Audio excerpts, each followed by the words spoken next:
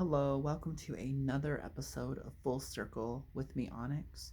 And today I just want to talk about, uh, mystical stuff. Shamanism, maybe in particular, because I'm reading a pretty interesting book, The Spirit of the Shaman, The Spirit of Shamanism. Okay, yeah. And it just kind of reminded me of growing up and exploring shamanism on my own without a culture, without a tribe. You know, all I had was books and my own personal experiments and investigation into shamanism. And in this book, it talks about the one thing that really separates the shaman from other type of mystical practitioners is their ability to journey through dimensions and altered states of consciousness. And I'm like, that's cool and all. And then, you know, the guy's like a PhD. So obviously, there's some like psychological medical stuff going on, you know, talking about how shamans are hard to diagnose uh, because they might, just talking about the Western model of thinking, and and this applies for psychics, card readers, channelers, magicians, wizards, witches, um, energy healers, anytime we get out of the model of this Western mind, of a doctor, uh, it has there's a bias to say anything out of this model is crazy, is trickery, is self-delusional, crazy, psychotic, schizophrenic,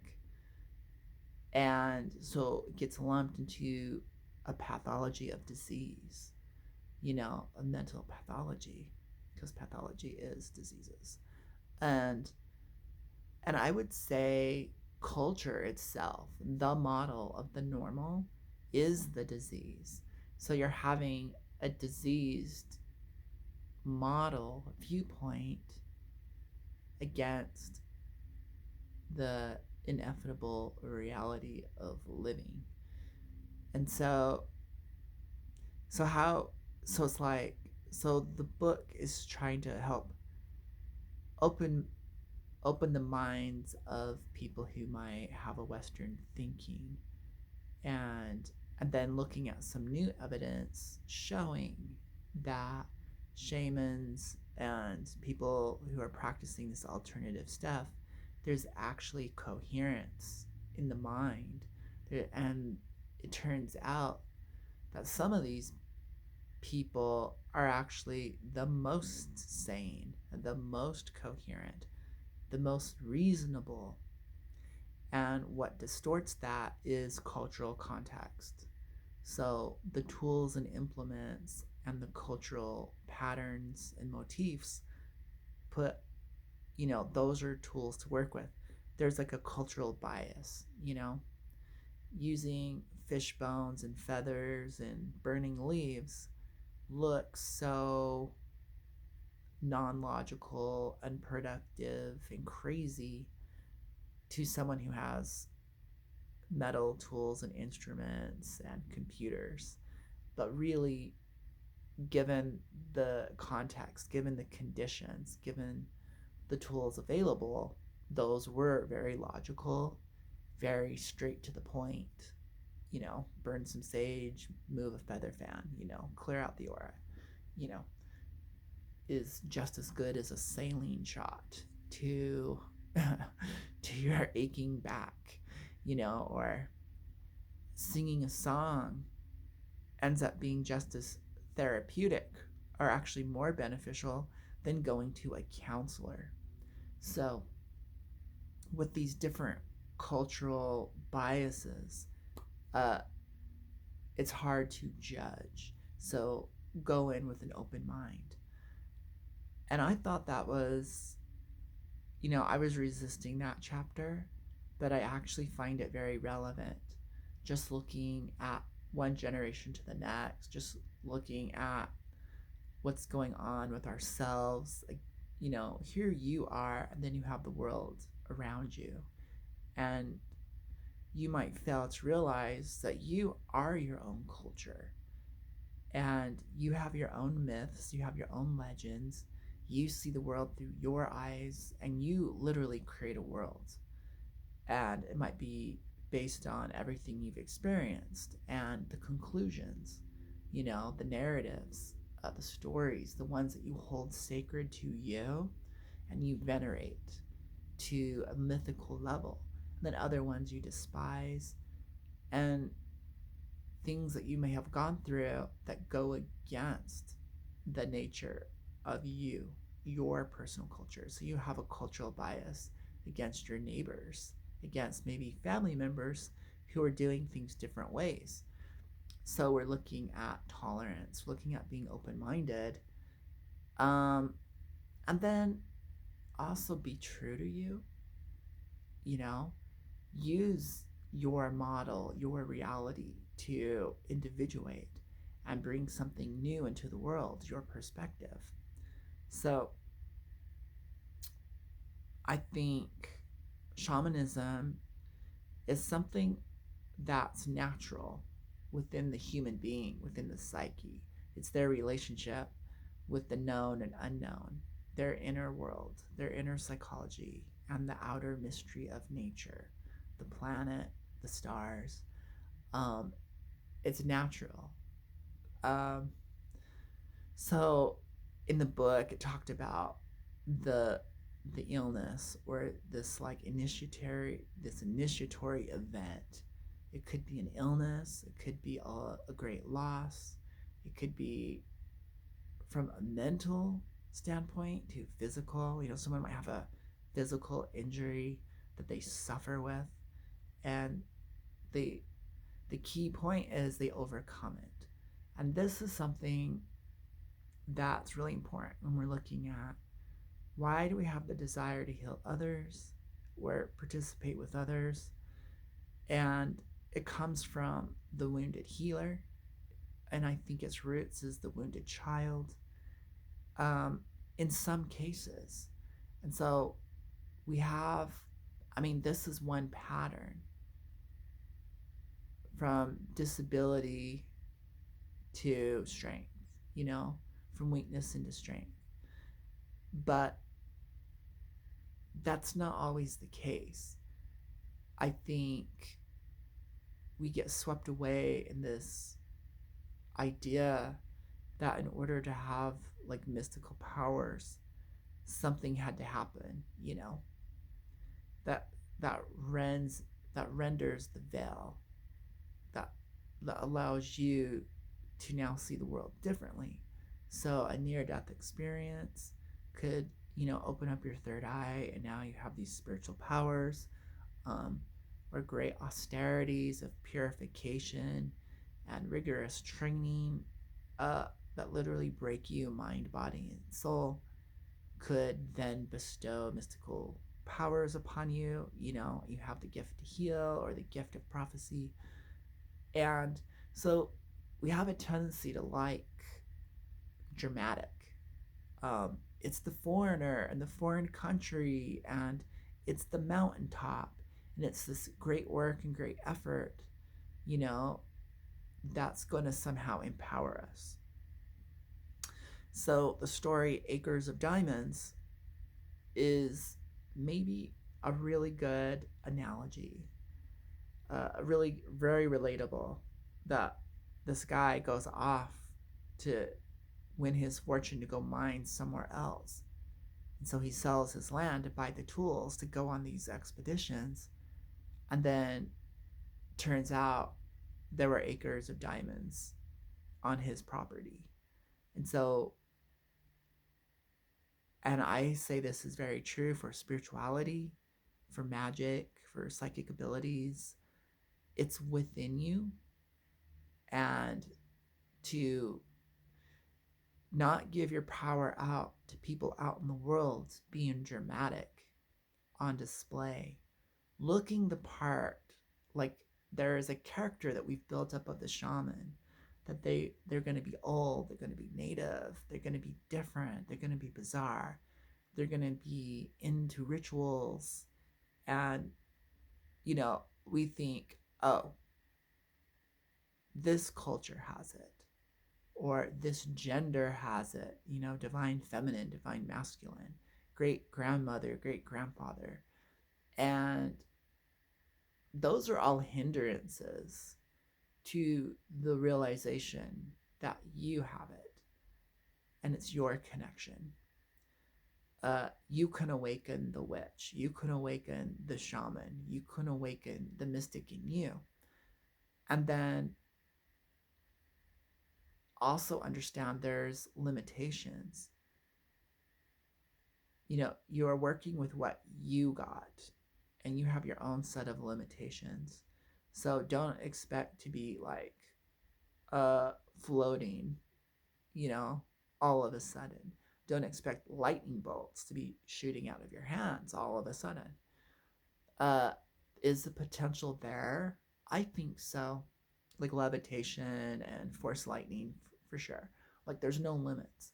So I think what mysticism offers us is it's is a promise, is a hope of overcoming obstacles and limitations.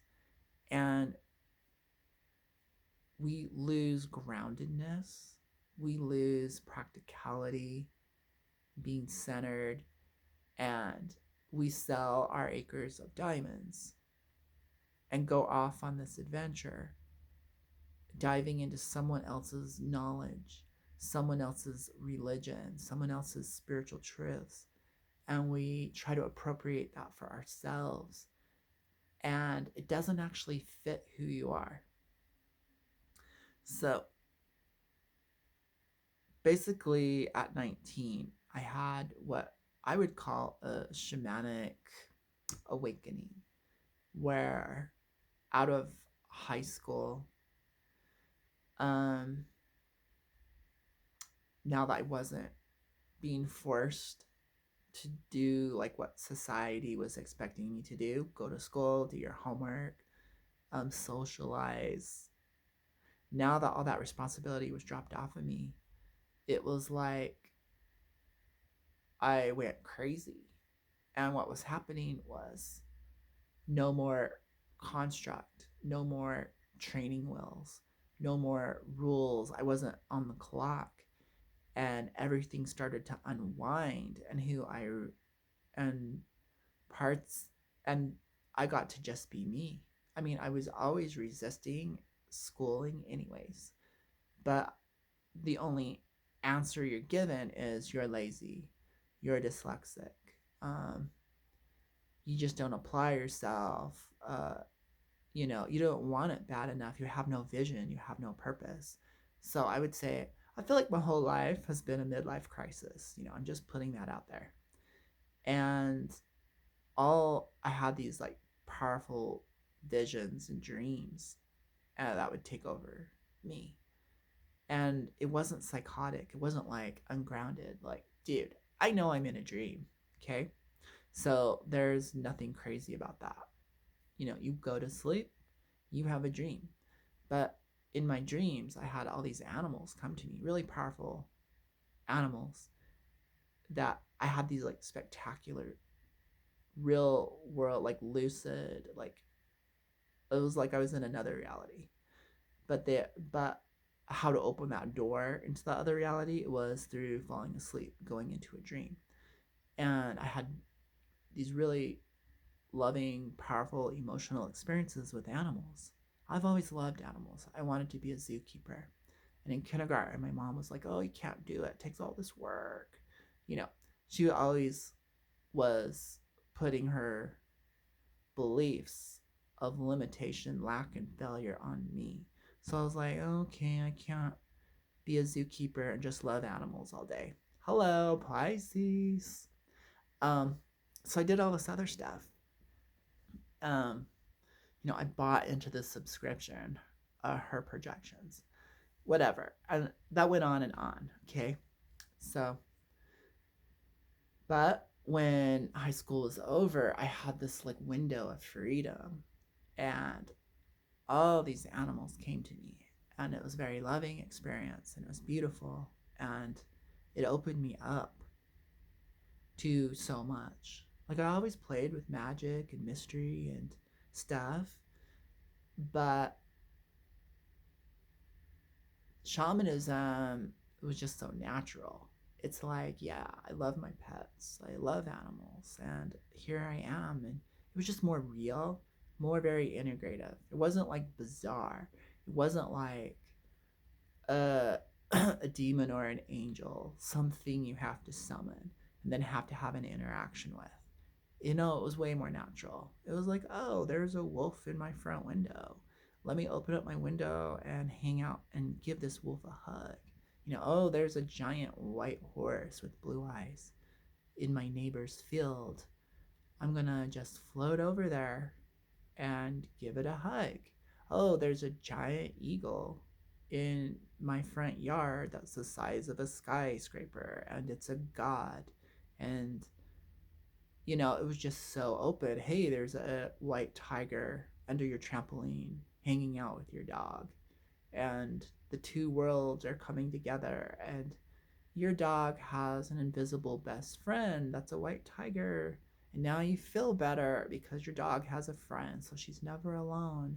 That's so sweet and magical and life affirming. So, very life affirming.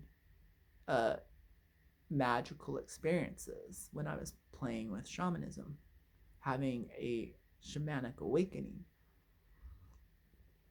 And the illness, the classic shamanic sickness of not heeding the call to investigate, would, you know, the lack of desire to go to work, the meaninglessness of money and relationships and parties, um, took a, you know, re- whatever's going on in the material world, it doesn't isn't like feeding my soul, isn't making me want to be present and awake and engaged.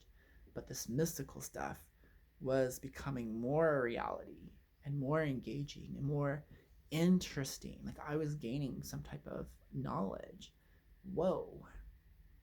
And so in this book I'm reading about, like, you know, initiation rites and the some severe uh ordeals that the initiate is being put through. And it doesn't have to be like that, but we assume it's going to be like that. You know, you have to be singled out, you know, or your spiritual illness is going to be uh painful and scary. So I think some people go, oh, I don't want to have that happen to me, or I don't want to have a near death experience. I don't want a lightning bolt to hit me. I don't want to be sick and almost die and cross over. But I feel like depression was my spiritual illness. And like my whole body will get fatigued. Will have, when your emotions uh kind of like take over your body in a very slow, subtle way, your physical illnesses are now represent your emotions are now represented as physical illnesses, physical pains and setbacks. And it can be really hard to dismantle that. So complete paralysis and depression would take over. And I would have to like lay in bed, you know, just wanting to kill myself. And, you know, in our society, we say, oh, you need to be medicated and you need a counselor. Something's wrong. You just need to talk through it. And traditional sound advice that everyone agrees with is gonna is something you need to, you know, repattern yourself. And in shamanism, it's like, no, the spirits are calling. So when I'd get depressed, I would find myself slip into the underworld, another dimension, this other place, to escape my resistance to the program, to the matrix, to whatever you want to call it, reality as it is, the pattern that humans are living, the little bubble. I wasn't fitting into it, and nor was I finding my place in the pattern. So I would like slip through this crack called deep depression. And it was accompanied by severe fatigue. And so lately, I feel like I've slipped back into it. Midlife crisis, this traditional coming of age, where, yeah, you've lived life, you've given it all you got, and but now you have this new perspective. You start to see life for what it is, and it's almost like a rebirth process. So your initiation into shamanism is like a rebirth. Uh, there's this disintegration, there's this breaking down of the old you, and then a new pattern is created, a better version of you. So you technically, in my mind, don't become a real shaman until you have become this better version, this reintegrated part. So at the hero's quest, you get broken down and then you arise anew, but then you have to give something back to the world. So we're missing this in our mystical adventures, our communities. I think we get stuck in maybe the breakdown process, the therapy, or we try to then use psychology, life coaching, self help, medication, other cultures, religious practices, and rituals to put yourself back together, when the reality of it is you're delaying the transformation, you're delaying the healing, the process, the change. And I think we get stuck in self help, we get stuck in psychology. So, in a weird way, shamans survived because 1% of them became healers for the community. And so, they peddled their services to gain money. And I think they gained fame and attention and prestige through their tricks, their dramatic displays of real power and fake power. But I think the real shaman is more in the background, having their experiences, but they maybe not healers. They maybe not be out of the closet shamans. Um, and I say this because I remember I had a few shamanic experiences. So then I was like, oh, I need to learn about this. I need to grab some books and learn how to journey and do soul retrieval. This sounds so interesting. And I found that anytime I did a technique, did a subscribed way, it never worked. It was worse. It was like messed up. It was like, what the? And so I found what worked for me is I would just go out into nature. I remember going out to nature and I was afraid, so I took a friend and I was like, okay, you go over there. He was my apprentice at the time. You go over there, and my brother. And like he's like my soul brother. Uh he was my best friend, he was my brother, he was my apprentice, he was my buddy. And so this is also what's missing. The relationship. Uh it's not like you're a stranger and you're being dropped off at the shaman's house and you're not really friends. And no, it's like, dude, this kid I babysat when he was 8 through 13, and I was hanging out with his mom, who was my best friend, he was like my brother. Like, so we were spending time together as brothers. It just so happened I was into mysticism and shamanism. And so I used him as my guinea pig to practice and to try things out like shaman to see and bring out his abilities. And so he definitely taught me some things. Kids that have no programming, no religious programming, and who are just open books can uh, have tremendous success. So he was that for me. He was the unprogrammed, perfect student that you could ever wish for. So, anyways, we went out and I went and laid by the river. I didn't tell him what I was doing. I was just like, hey, let's go out there and play. Let's go out, explore nature, do our thing. And so I remember laying by the river and just letting go. I'm like, I'm just going to let go. And hopefully I might encounter a nature spirit. And then he was doing whatever he was doing, his personal practice. Um, as a fellow shaman, I knew he had his own learning curve. Like he had his own spirit animals. And I wanted him to learn from the spirits directly, not from me. Like, and we're like on the same level. Like, in different ways. So I was like, I'm going to go learn about this. You go do what you need to do. And then if anything strange happens, call me over or I'll call you over because who knows what could happen. So I like laid down and literally I just like let go. And like, I think it was like 10 minutes because I was younger then. It was so much easier to slip into what we would classify as altered states of consciousness, half awake, half asleep, whatever. Really, I call it shamanizing, and I don't think it can really be measured.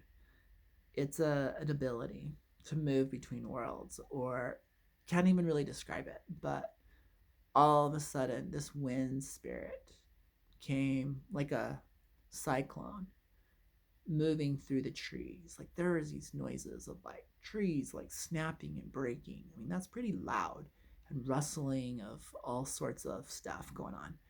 And it was like ripping through the forest, high speeds, like a miniature tornado horizontally.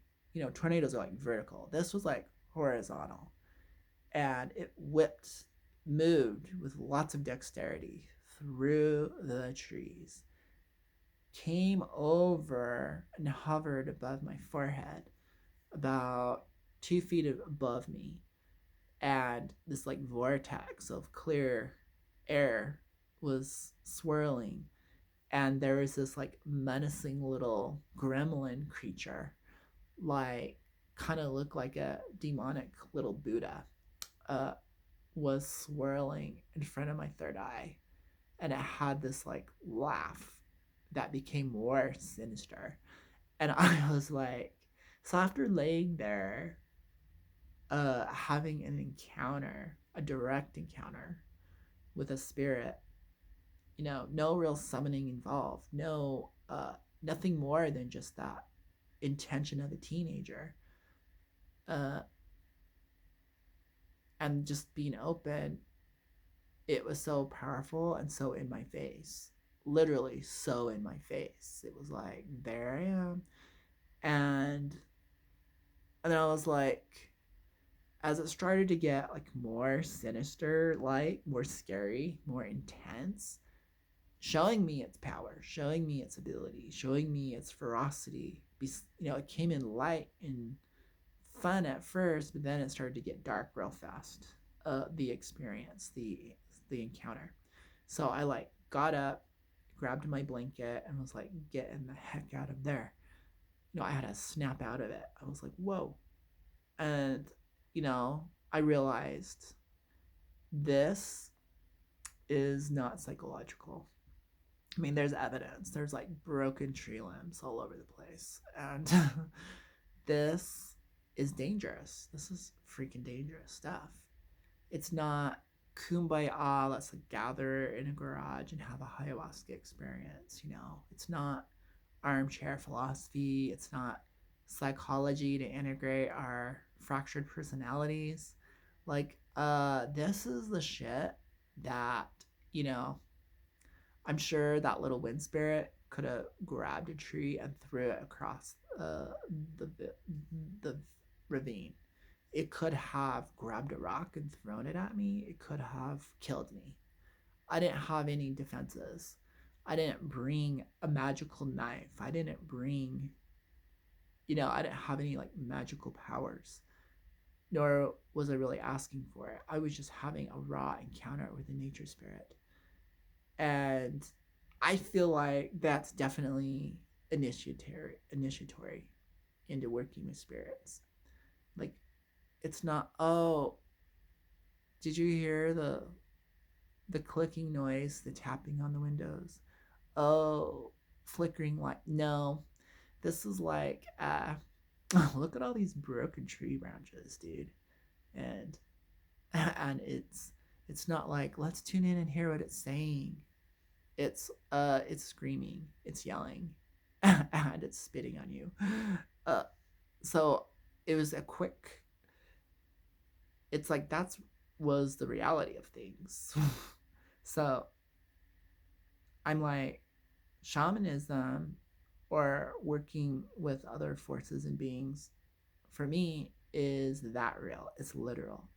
There's no symbolic bridge.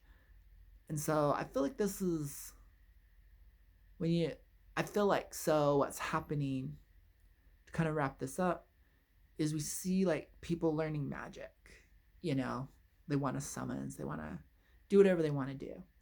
And then shit starts to get real and they run back to religion.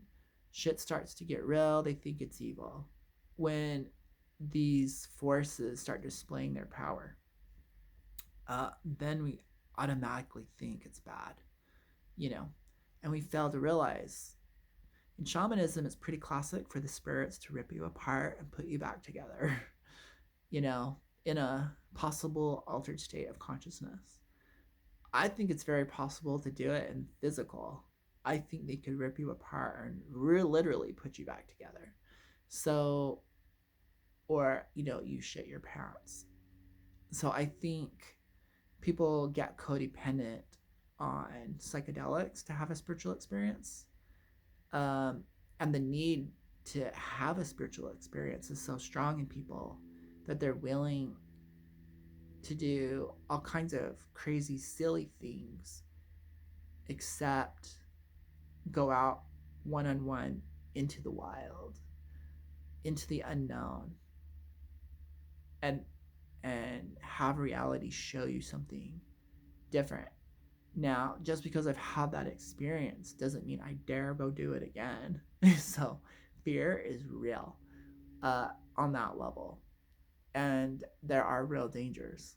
So maybe baby step your way into that level of spiritual encounters. And yeah, I've definitely